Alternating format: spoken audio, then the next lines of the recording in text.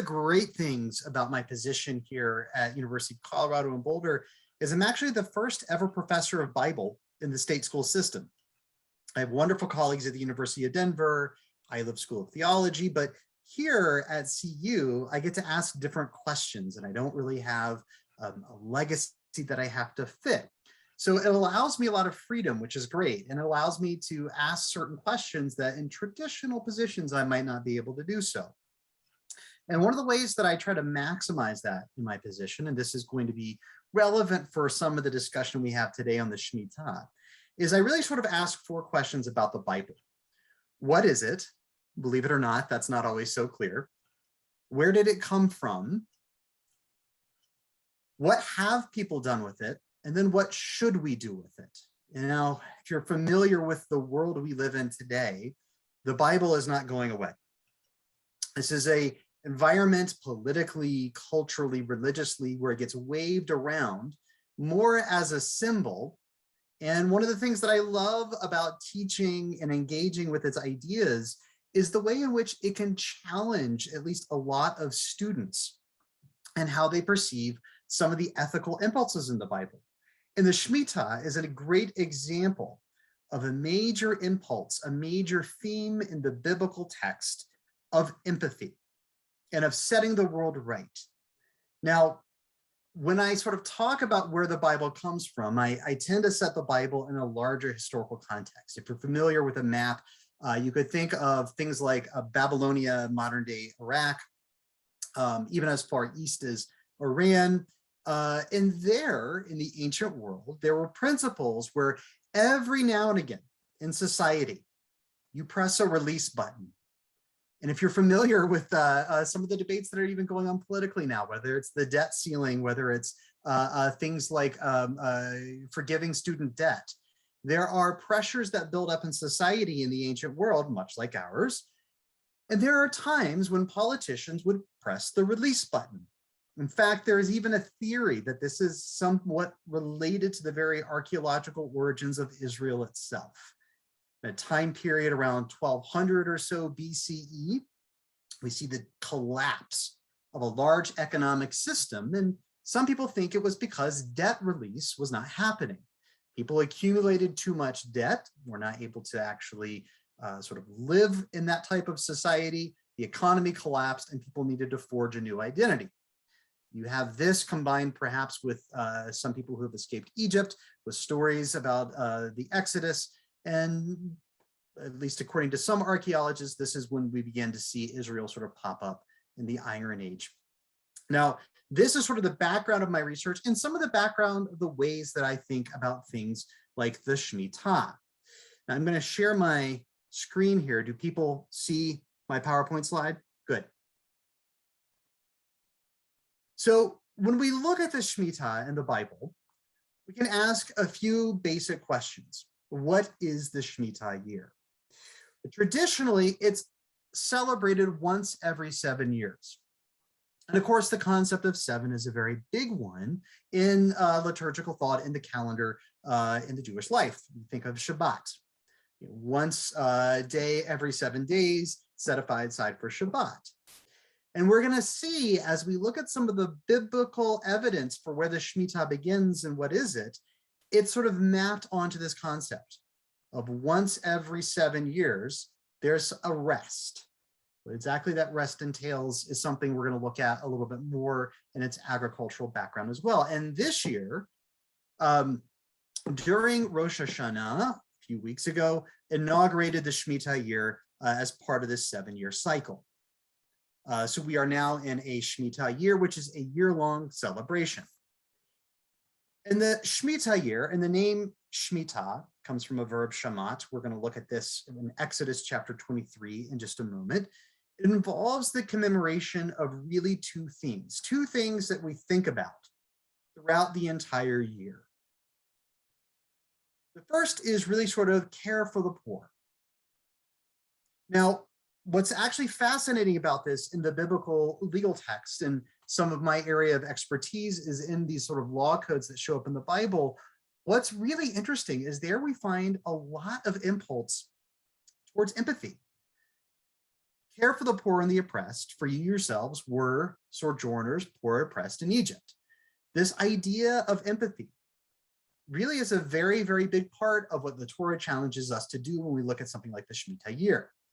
And I think of this specifically coming out of 2020 and all the things that we went through as a society, the ways in which people were hurt physically, whether it's through COVID or hurt economically through some of the economic fallout, losing jobs, mass waves of ways in which people all around us, our neighbors, really sort of struggled in this year. So the Shmita Year sort of challenges us to think about those who are around us. And the second part of this, where the Shmita comes from is kind of an agricultural background, which relates directly to number one. But as we sort of see the idea develop over time, and we'll actually look at perhaps an example of this from Maimonides in the medieval period. Maimonides was a very famous rabbi, Rambam, based in a variety of places, but ends his life in Egypt, is the concept of the forgiveness of debts. The idea that as people live life through a 7-year cycle, debts accumulate, and there are certain debts that are talked about, at least peer-to-peer, that according to halakha, that according to traditional Jewish legal thought, is also part of what's being forgiven here. Now, again, this is part of a release valve that was very common in ancient Near Eastern societies, and we could see social life and political life get upended. This is actually very relevant for culture today, when these type of release valves weren't actually pushed, because people would get bent up, they would get too much in the way of debt. So the Shmita, at least in the Bible, is designed to really sort of generate a concern for these two themes: care for the poor and forgiveness of debts. Now, here's a sign from Israel. Yes, we are celebrating the Shmita. We are observing it. Traditionally, the Shmita was something done in Eretz Yisrael, in the land of Israel. If you lived in the diaspora, if you lived in exile outside of Israel, there are ways in which the Shmita could still be thought about as part of market exchanges. Maimonides talks about this. It's not just an agricultural principle, but it's also one that, at least when we get to something like the book of Leviticus, as well as Deuteronomy chapter 15, which we'll come to in just a moment, is actually caught up in larger systems of the economy. How do we care for people once every 7 years? And not really just once every 7 years, of course, but we sort of take the extra time to really reflect on it during the Shmita year. But the agricultural basis of it, you can still see in Israel here. And this is sort of a way in which people sort of think of celebrating and care for the poor, the oppressed. Now, the actual activities being involved are at least debated in academic circles as far as what it entailed historically in the biblical passage. But it's certainly the case that Shmita has as its origins this concept of agriculture, the land. The land is something very special and very important when we look at certain biblical texts. And giving the land rest, in this case, the Shmita, once every 7 years, you let it go fallow. You let it grow whatever it's going to grow. And those in the land who don't have enough to eat can come by and take from it. And that way you're allowing others who may be struggling to get what they need to eat. There's actually been recent conversation, and you can Google this, about the Shmita, about this agricultural focus in the Shmita year as being something that more broadly people are talking about in terms of environmental policies, sustainability. Not sapping the land of its resources, letting the land itself rest. We rest 1 day out of 7. Let the land rest 1 year out of 7, and there's a real sense in which the land has agency, can breathe because it's not constantly being worked, and then can produce more sustainably. There's really fascinating conversations about this going on in certain agricultural worlds. Now, the very first time in history we come across the word shamat, the verb, which is where we get Shmita, is in Exodus chapter 23, verses 10 through 11. 6 years you shall sow your land and gather in its yield. But in the 7th you shall let it rest and lie fallow. Let the needy among your people eat of it. What they leave, let the wild beasts eat. You shall do the same with your vineyards and your olive groves. Now, what could be envisioned here, scholars actually debate. The idea of letting it lie fallow is the typical translation that you find this in the Jewish Publication Society Bible. You'll find it there. There's another theory that actually is gaining traction with how we should actually think about the action underlying this command.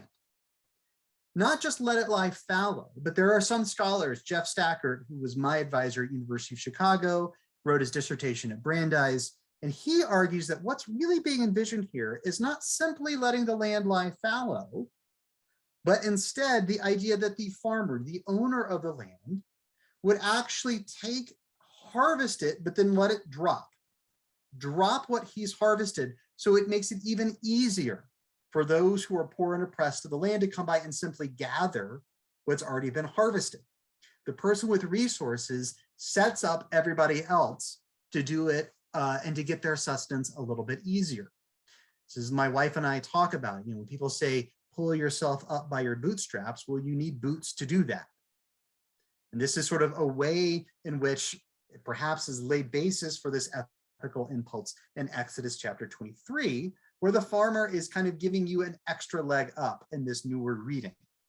Not simply letting it lie fallow, though that would be wonderful and good, but really literally dropping the produce that you harvest for other people. And of course, when you read other places in the Bible, you can see how this impulse can actually really care for the poor and the oppressed. If you read the book of Ruth, she's out gathering in the fields herself as somebody who's on the margins of society, who has no kinship network, being a Moabitess coming into Bethlehem.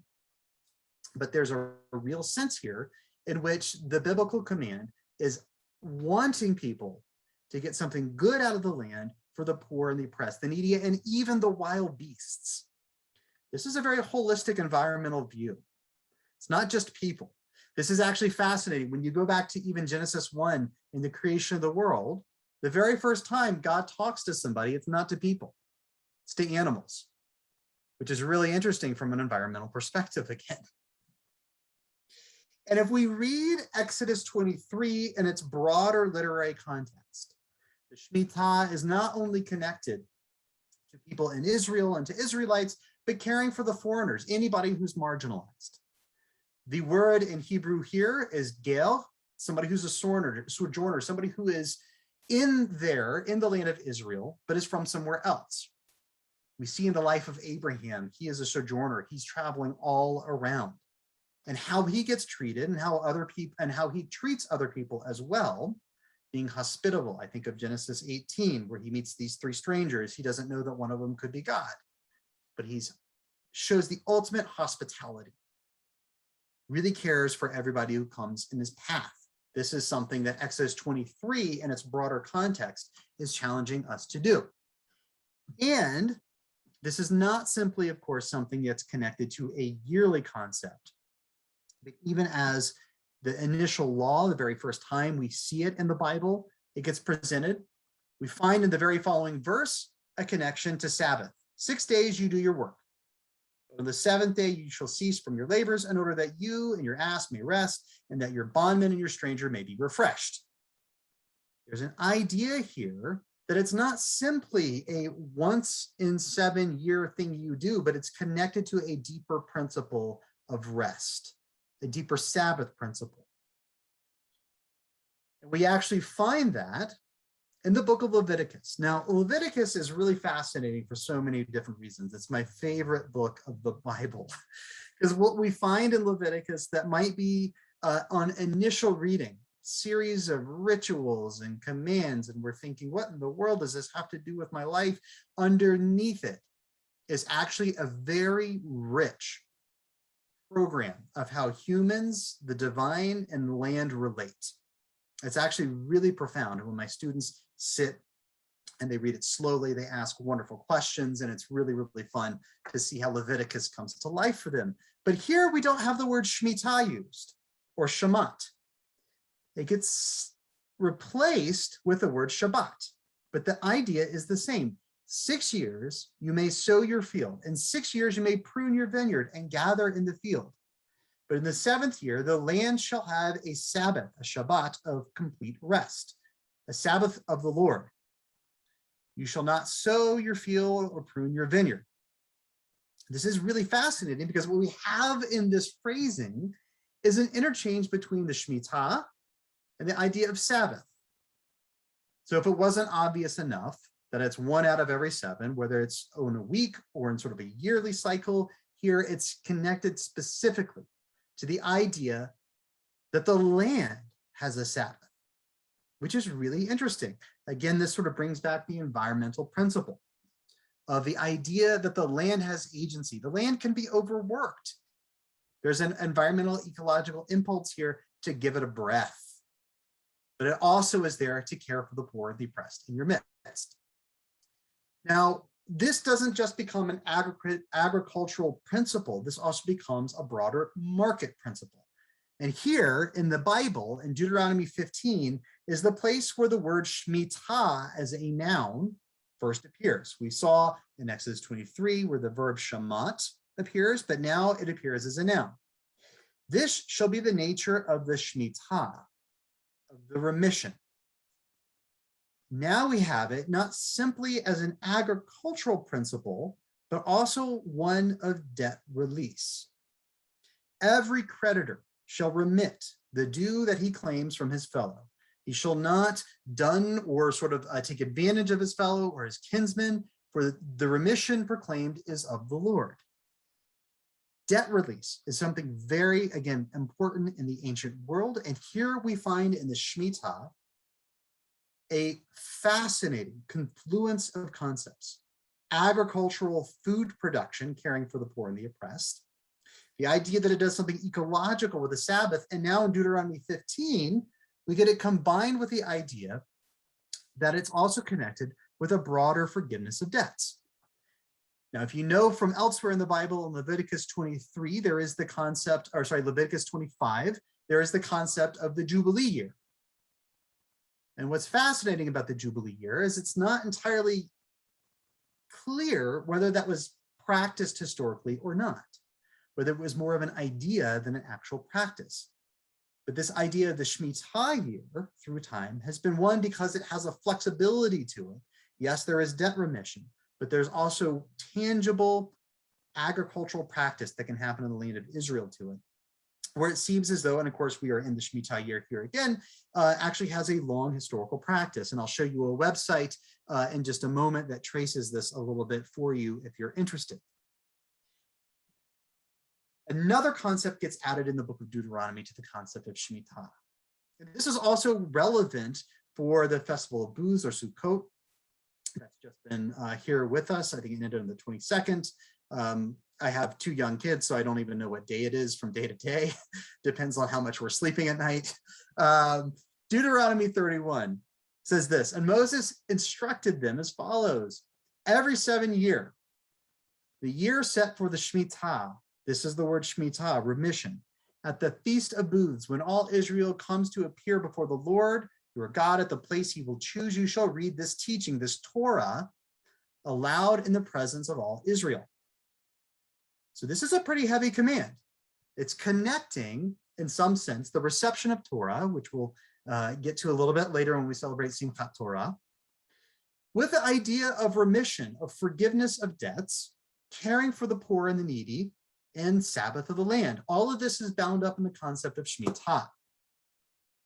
Really, really rich sort of celebration that's upon us. So connection to land and ecology is a constant over time with the Shemitah. And it's really fascinating to see the way that the book of Leviticus switches the phrasing from Shemitah to Sabbath, sort of using, in some sense, the quotations from and the verses from Exodus chapter 23. Now, as a scholar of the Bible, this is one of the things I love about the Bible. So many people think of the Bible as simply this very sort of static thing that's among us.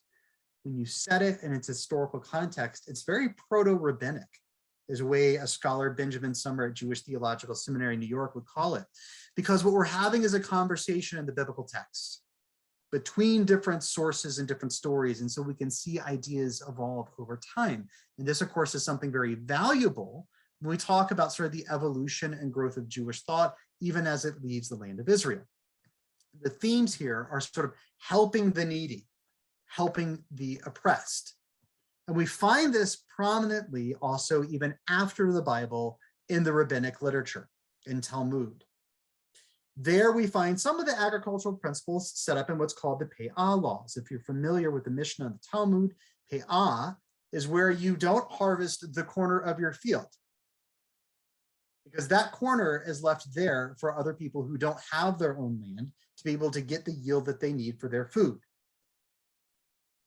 We find it also very sort of ethically pronounced in the Pirkei Avot. How you translate Pirkei and Pirkei Avot is very complicated, but perhaps ethics of the forefathers. We have this phrasing, Shimon HaTzadik was from the remnants of the Great Assembly. He used to say, on three things the world stands: on Torah, the service of God, and on Gemilut Chasadim in Hebrew, the acts of human kindness. Scholars have connected this concept of the acts of human kindness specifically to charity and the types of charity that are bound up with the Shmita. If you would like to read more about this, there's a phenomenal book written by Gary Anderson, who's actually a Catholic scholar at the University of Notre Dame, but does a lot and really good work, really fantastic work in ancient Judaism, particularly the Dead Sea Scrolls. He wrote a book called Sin, a History, and another one called Charity, a History. And you see the way in Daniel chapter 4, verse 24, Nebuchadnezzar is commanded to tzedakah, which is sort of almsgiving. And it has something that it does to society and the world bigger than simply you giving money and helping somebody out, but it's actually how the world keeps going. It's actually built into the fabric of how the world operates and can have itself sustenance over time.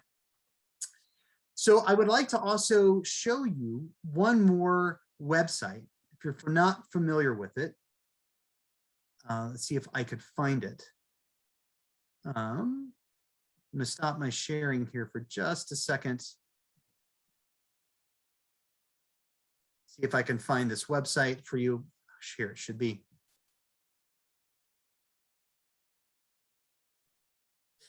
People see this website? This is Faria.org. I'm sure you're familiar with this website. It's a wonderful resource of traditional Jewish texts, all the way from Tanakh to the Hebrew Bible, through medieval commentary. It's got the Talmud. It's got more literature than you could ever work your way through. But it actually has a Shmita source book. And what's wonderful about this is it walks you through some of the biblical passages that we just went through. The way I would describe sort of the Bible and the biblical passages relating to one another might be a little bit different than this website, but it's all part of this sort of the same commemoration of Shemitah. And there are a couple of different sections here. I'm seeing if I can move this. I really am an idiot with technology. I apologize. But there are a couple of different sections for observing the Shemitah, and you get to see over time how it was sort of thought of. And I can put this website link in the comment section if that's helpful. But you can see here some, again, the traditional texts that are sort of struggling with the concept of the Shemitah. We have Maimonides' Mishnah Torah here, which tells us how he thought in the medieval period about the feasibility of the Shemitah, what it ought to represent, as well as the concept of the Jubilee year. Now, if you're imagining yourself canceling debts, letting your land lie fallow for the year, that is a big burden to ask. Nobody says celebrating the Shemitah is easy for anybody. Even the person who's having their debts forgiven, of course, that's a very hard life to live. And the person who doesn't get repaid, that's a very hard financial reality to ask. What is a constant through time is a realization that this is a challenge. This is an ethically difficult thing for us to do and to think about. But as you sort of navigate this website, you can see through time here, the review of rabbinical laws, the Seder Zeraim, which is the order of the seeds, talks a bit about the Shemitah as well. You can see how people have struggled to conceptualize this over time, because again, the command is one that's kind of heavy. And yet it comes with it a very real, again, sort of ethical impulse to consider what our neighbors are going through, the challenges they're facing. And I find from myself, in a year that's faced so many health challenges, economic challenges, political challenges, it's a very, very good reminder to think about who we are in the world and how we have this opportunity for the entire year to think about however we might envision helping those who need our help. Here on the very last section of the Shemitah sourcebook on Faria.org, you find then this idea from exile to return. And specifically in the 19th and early 20th century, when many people were coming back to the land of Israel, how did they conceive of actually practicing the Shemitah, where land in Israel and halakhic commandments could be sort of really theorized once again. And here then you will find some fascinating aspects about the practice of the Shemitah in time. So that's really what I have for you. And I would be happy if people would like to open up for conversation. When you were speaking earlier, my first thought was, how this ties to our current environmental crises, and how they are now returning to Native American thought about fire management. And I myself, does this Shemitah go even beyond and earlier to fire management concepts with the Shemitah? How that impacted the environment back then. That was one thought. My second thought, I know you said the word Shemitah comes from Shamat. I'm also wondering, is that also tied to the Hebrew word of lishmoa, to listen? I'm wondering, if we're listening to like Shamati, am I listening to what the land has to say? And I also thought too that this was an early Shemitah with COVID, when the world seemed to stop, at least our country stopped, and the animals started to reclaim our roads and our environment and our spaces. That does happen naturally when we give the earth and the wild animals and the wild space the opportunity to invest itself back into its natural ways. So those are my three thoughts. I don't know if anybody else had those kind of thoughts, but those are what were going through my mind. That's wonderful. And the idea of the past year, especially, as people stopped, you could see pictures around the world where air cleared up. And I live in Boulder, and the summer was really hard for us because we had smoke pretty much all summer. And it's the type of thing where you sit and you think, well, it's a Shmita year. And if I know that sort of stopping some of my activities might help, it does sort of highlight the environmental, economic, sort of ethical issues upon us. What's fascinating also working here at CU is I get the chance to work with climatologists and really understand from their conception, what are the challenges and what are the possible solutions? And I think one of the ways in which the Shmita year is so helpful environmentally right now is, the concept of Shmita is the concept that, it's not just us. There are sort of other people who are involved in this broader environmental concept and crisis. And what a lot of my colleagues here say is what we need to do is have people politically and systemically buy in that there's a problem, because we might have to start moving a lot of populations who are poor and can't move themselves. I'm thinking of flooding happening in Florida. They call Delaware first in, first out. The first state to sign into the union, and the first state that might be completely submerged by global warming. It's very real, but then there are a lot of people who will need our help. The people who aren't the billionaires, millionaires who can move of their own cord. So what do we do? How does the Shemitah sort of remind us that this is about helping people who can't help themselves? And especially in the current environmental crisis, I think that's absolutely spot on, Rebecca. The connection between shamat and shamati, I hear, I listen. This is not a linguistic connection, but it's a wonderful connection nonetheless. Is a beautiful one. And there, the idea, I mean, even when, I'm thinking of in Exodus 24, after Exodus 23, when all Israel says, we hear and we'll do it and we'll obey. Shamatnu, we've heard. Vanishma, whatever it is in there in Exodus 24, but that connection of listening to what the land is saying, into the ethical responsibilities upon us that the Shemitah calls us to, is a very real thing. Absolutely. Can you imagine if we could relieve our educators who got us through this pandemic, and our physicians, the young ones especially, of their debt?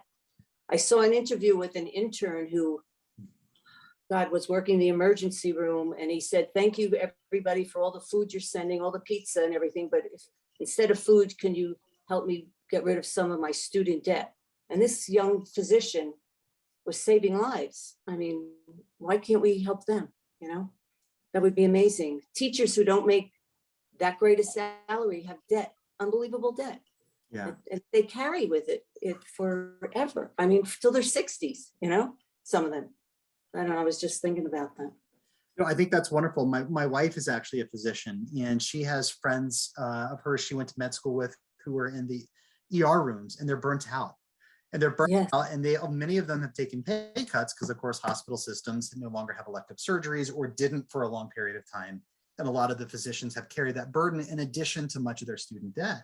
And you do sort of ask the question of, what are we valuing as a society? The people who are on the front lines. No. I myself am a teacher, but I've got 2 young kids who their teachers are creating the world that we're all inheriting. And what value, and yet, beginning of the pandemic, we were all celebrating teachers and doctors, and it turned at some point, which is really sad.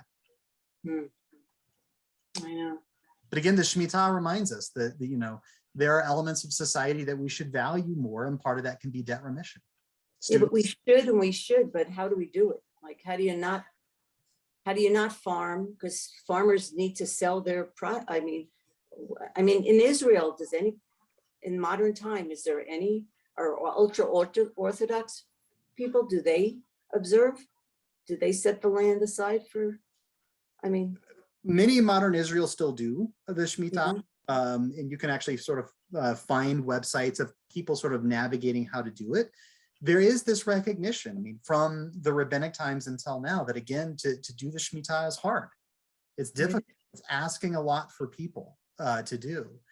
And it's not done perfectly, but you do wonder if, if there are enough people in society who can put resources and heads together, what might we be able to accomplish? I was reminded the other day, there's a guy, Samuel Johnson, ancient, or not ancient, but thinker about 200 years ago or so. He did a lot of aphorisms and sayings, and he's got one where he says, people would rather think than die. In fact, most people do. And I think of that in terms of how we could think socially about very real problems. I'm not a policymaker. I'm a scholar of the Bible and the ancient world. But I can't help but think that the recognition through time in Jewish thought that this is hard. Yeah, it's absolutely difficult. People have recognized the need to do it, and also recognize that it's not easy to do. And maybe there's wisdom there for us, for sure. But, again, you search the Shmita Year for this year, you can see some people who are really sort of thinking creatively about agricultural sustenance. And of course, the idea that, yes, it's really hard to do this, you're sacrificing, but by giving the land that rest, maybe it produces more for you for bumper crops years on, and it's not just about, the sort of getting the yield every year, but having sort of the patience. And on that Faria.org website, there's a thematic connection between the Shemitah and faith, not necessarily the sense of like, faith in divine, but faith that, I'm doing something ethically right. Maybe this will work out well for the land anyway, and be better for years and years to come. My brother-in-law is a deep sea fisherman, and he actually works on the sustainability side. And he got into that because of the climate issue. You can see how 1 degree of change in water wrecks ecosystems because of the specific heat of water in ways that it doesn't above on dry land. But a lot of the conversations he has with people is, can you take short-term sacrifices because it's going to pay off in the long term? And there's a sort of parallel to the Shemitah. Can you take a sacrifice for a year? And if we're going to start doing things maybe better, maybe it'll actually work out pretty well for us in the end. So we are starting those conversations and recognize how important it is, one, for sustainability, and not only for the planet, for our future generations, like your young children. How do we leave our planet and our lives better for the future generations to come? So I think it is certainly a very we're in the tipping point, and hopefully we can tip it in the favor of really making a difference. And so this lecture today certainly gives it that historical context, which I think has been really insightful to me. And I want to ask you a personal question, and I don't know, feel free if you want to answer, but how did you get into this area of expertise? What drew you to the biblical historical study? Thank you for asking. Two real things. One, a childhood obsession with Indiana Jones. Totally obsessed with Indiana Jones. Harrison Ford has actually won awards from archaeological associations for promoting the discipline of archaeology and ancient Near Eastern studies. And I grew up in the South. I grew up in Charlotte, North Carolina, where in the South, the Bible's just always there, whether you want it to be or not. It always is. And so I was fascinated about the number of times that people would say things about it without actually having read it. I actually went to college to do econometrics, and I ended up working on a trading floor, trading foreign currency derivatives. And then September 11th happened. And everybody I knew in the brokerage firm in Tower 1 in New York died. And I remember after work, we'd go out, and I would have friends of mine who would debate things like, Osama bin Laden is talking about jihad, is talking about crusaders, which is Christian terminology. And people would start debating Christianity and Islam. And I thought, well, before I decide what Christianity is or what Islam is, I should learn to read the languages in which these sacred texts are written. So I started learning Greek, a little bit of Arabic, and I just got addicted to Hebrew. The book of Jonah is actually what did it for me. And I never stopped. The importance of critically analyzing the Bible in our society is only greater and greater the way I see it. There's a statue of Moses that overlooks the Supreme Court justices when they make their decisions. We should understand why this legacy is with us. And I just started at the beginning of it. Well, thank you for that. I'm glad you were open to sharing your journey and how you got to this. It's fascinating, and we are truly blessed to have you today. And this has been a really wonderful learning.